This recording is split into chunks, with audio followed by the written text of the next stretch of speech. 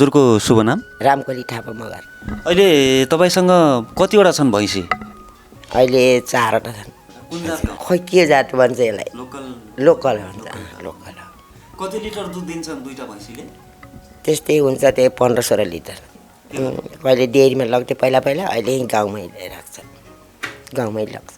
आफै पुर्याइदिनुहुन्छ गाउँमा? कोही आधी आउँछन्, आधी आफै पुऱ्याउँछ। यो भैँसी पालिरहनु भएको छ, दुईटा पाडाहरू पनि छन्। हजुर।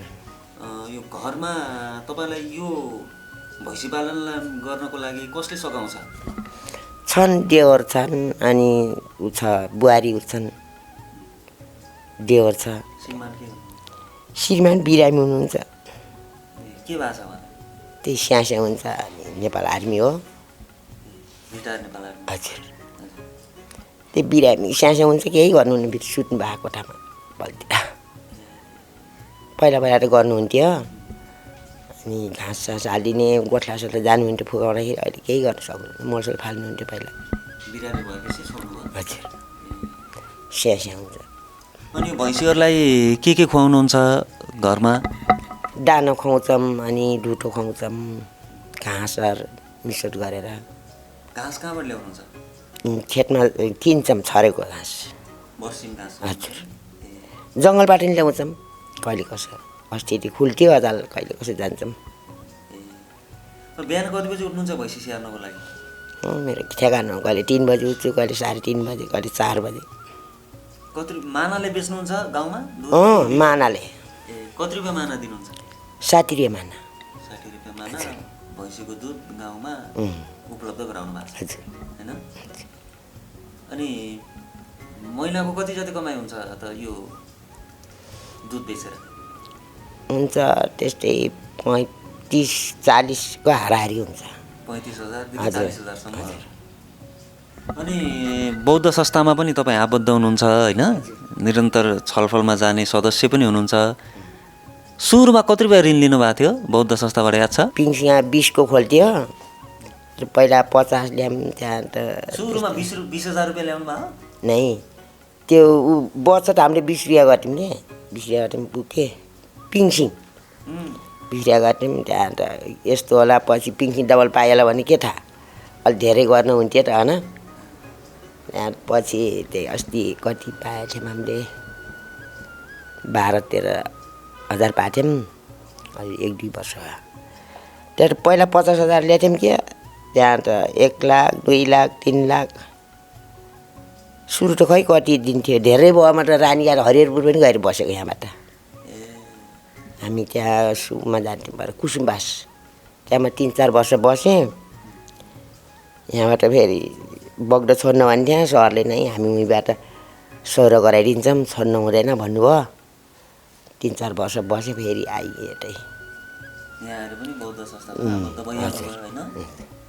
त्यही भैँसी पाल्न जाऊँ त्यहाँ जङ्गलमा भने बच्चाहरू बिग्रेर खतम भइगए, आमा एकातिर बच्चाहरू एकातिर। जङ्गलमा जाऊँ भनेर बहिनीहरू हुन्छन्, बहिनीहरू हिँड दिदी हुँ जाऊँ, हुँ बसौँला, हुँ जग्गा सग्गा किनौँ भने गयौँ। त्यहाँ त पछि केही भएन, बच्चाहरू झन् सरिए, त्यहाँ त आइगयौँ। कति उमेर कति भयो तपाईँको? म 14 साले हो। 14 साले? हजुर। अनि संस्थामा हामीसँग सहकार्य गरेको, संस्थामा आबद्ध भएको याद छ मिति? केही थाहा छैन। कति भयो होला? 15 वर्ष त भयो? 15 वर्ष भएन, बढी भइसक्यो। 15 वर्षभन्दा धेरै भयो पहिलेदेखि बस्नु? हजुर। संस्थालाई, संस्था कस्तो लाग्छ बौद्ध संस्था तपाईँलाई? राम्रो लाग्छ। के भन्नुहुन्छ, के भन्छ? गाउँघरमा अब ऋण साबत पाउँदैन, होइन? अब हामी त पहिला उहाँ लाटीगुली जान्थ्यौँ, लाटीगुली जान्थ्यौँ, पछि यहाँ सरेर सजिलो भएको छ। अब गाउँमा भने जस्तो पाउँदैन, संस्थामा अब कहिले गाउँमा भने जस्तो ऋण पनि पाउँदैन, भए पनि दिँदैनन्।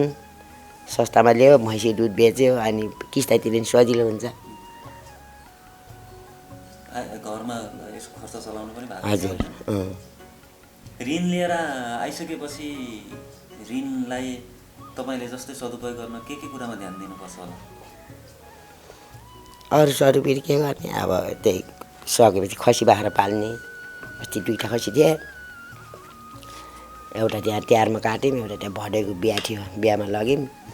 अब फेरि किनौँला भनेको अब त्यही त खसी पैसा काटेर पनि बेच्नुभयो हजुर कति फाइदा आयो खसीमा कति 12,000 हालेको 21,000 भएको थियो 12,000 हालेको खसी हजुर 21,000 मा 21,000 बिक्री गर्नु नै घरै काट्यौँ नि मासु लग्छन् कि 1,000 रुपियाँ किलो 1,000 रुपियाँ किलो बेच्दाखेरि फाइदा भएको छ होइन हजुर अनि तपाईँले यो भैँसी पालिराख्दाखेरि के कस्तो दुःख पर्छ समस्या के छन् अब दुःख त के पर्ने एउटा काम गर्नै पर्यो म त सबभन्दा भैँसी पाल्न राम्रो लाग्छ पराल सराल हालिदियो बस्यो आराम गऱ्यो अनि पिरो सिरो खुवायो अरू अब बाख्राले जस्ता मस्ता घाँस खाँदैनन् पराल खाँदैनन् जङ्गल जानुपर्छ सबभन्दा भैँसी पाल्ने राम्रो लाग्छ भैँसी पालेर केही हुँदो रहेछ दुःख मात्रै भयो भन्ने भएन कहिले नै आफूले खान नि पाइयो घरमा के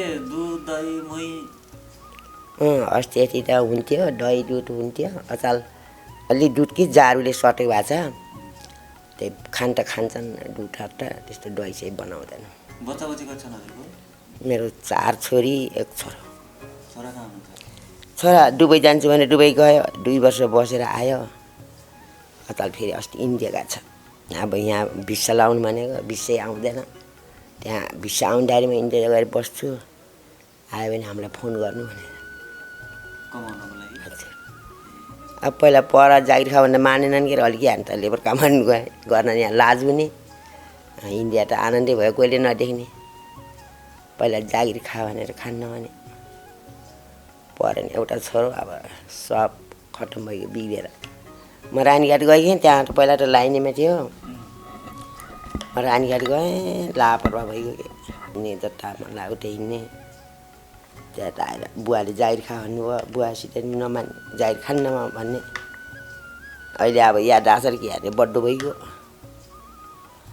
जान्छु अहिले राम्रो ठाउँमा भनेर कति 12-13 लाख लगाएर जान्छु म बरु घर ढिटो राखेर नि जान्छु म तिरिहाल्छु मम्मी भन्छ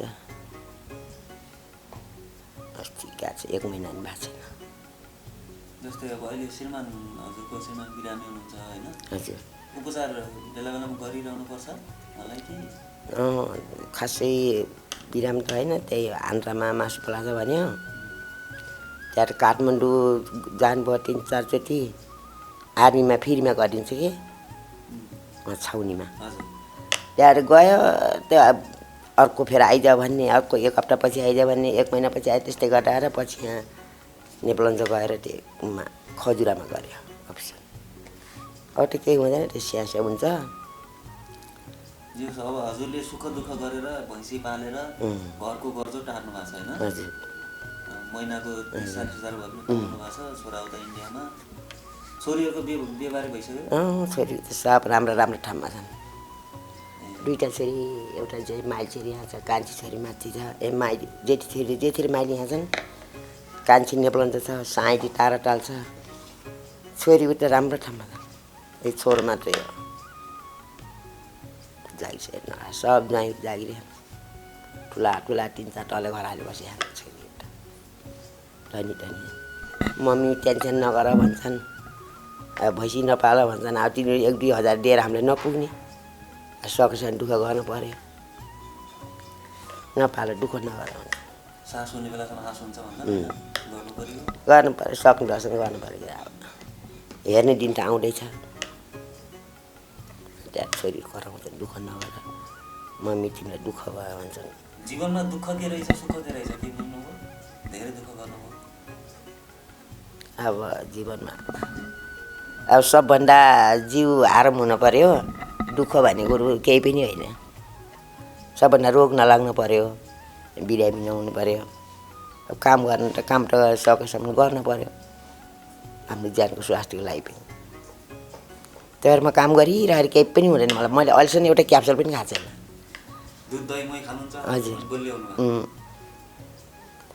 केही हुँदैन मलाई बिरामी सिरामी कहिल्यै हुँदैन यहाँका मान्छे पनि डङ पर्छन् किन होला तपाईँलाई बिराम नलाग्ने किन होला तपाईँ अस्पताल नजाने मैले अहिलेसम्म खाएको छैन मैले दबाई हामी दुध खान्छौँ दही खान्छौँ कहिले बेला बेला रक्सी खाने बेलुका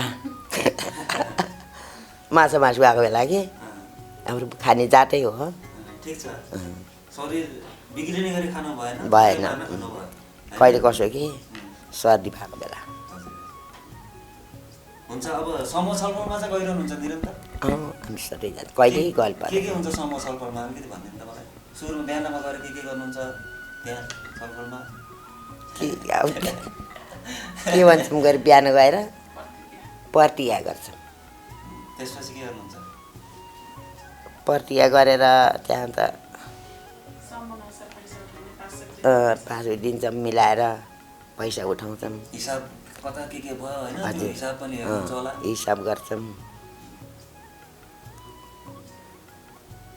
हुन्छ धन्यवाद है हजुरलाई हस्। समय दिनु